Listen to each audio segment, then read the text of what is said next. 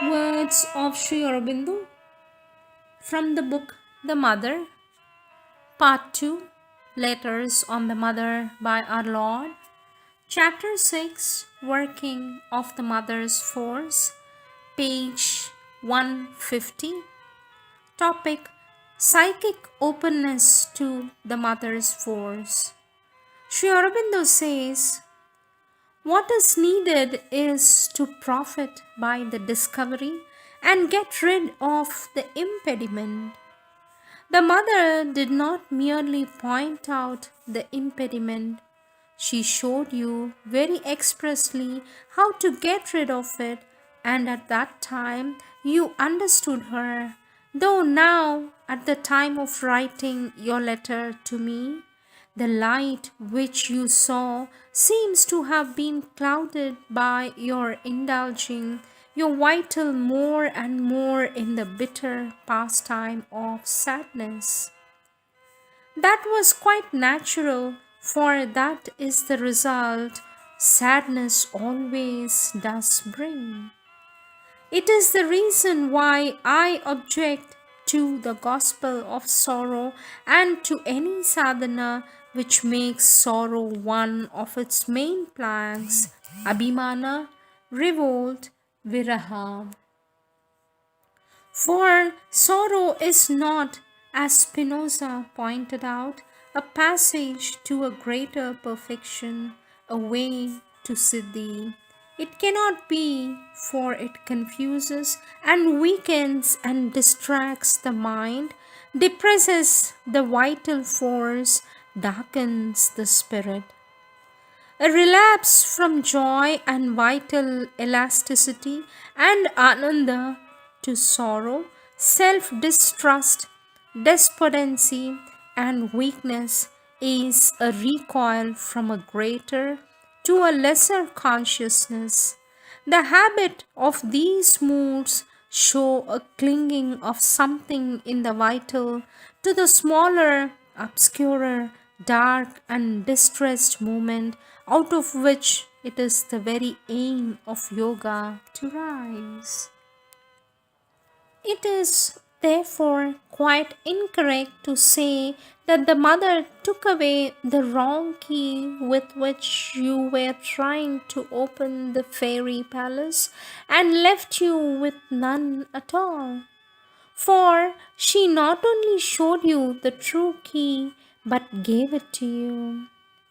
It was not a mere vague exhortation to cheerfulness she gave you, but she described exactly the condition felt in the right kind of meditation, a state of inner rest, not of straining, of quiet opening, not of eager or desperate pulling, a harmonious giving of oneself to the divine force for its working, and in that quietude, a sense of the force working and a restful confidence allowing it to act without any unquiet interference. And she asked you if you had not experienced that condition, and you said you had and knew it very well. Now that condition is the beginning of the psychic opening, and if you have had it, you know what the psychic opening is. There is, of course, much more that afterwards comes to complete it, but this is the fundamental condition into which all the rest can most easily come. What you should have done was to keep the key the mother gave you present in your consciousness and apply it, not to go back and allow sadness and the repining view of the past to grow upon you. In this condition, which we term the right or the psychic attitude, there may and will be call, prayer, aspiration. Intensity, concentration will come of themselves, not by a hard effort or a tense strain on the nature.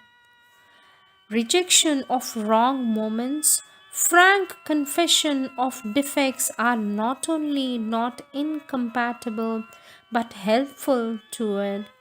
But this attitude makes the rejection, the confession easy, spontaneous, entirely complete, and sincere and effective.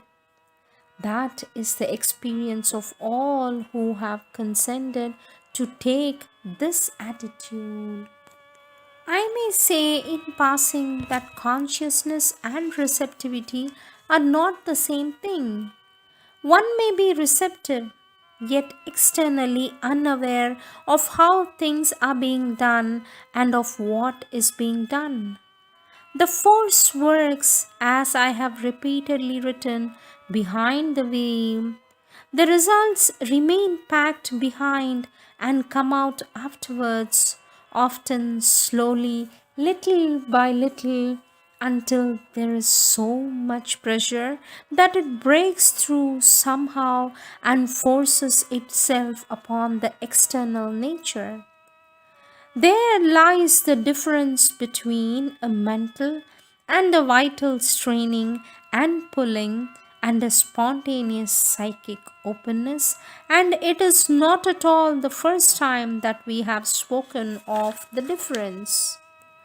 The mother and myself have written and spoken of it times without number, and we have deprecated pulling and straining and advocated the attitude of psychic openness. It is not really a question of the right or the wrong key, but of putting the key in the lock in the right or the wrong way. Either because of some difficulty, you try to force the lock, turning the key this way and that with violence, or confidently and quietly give it the right turn, and the door opens. Date 5th May 1932.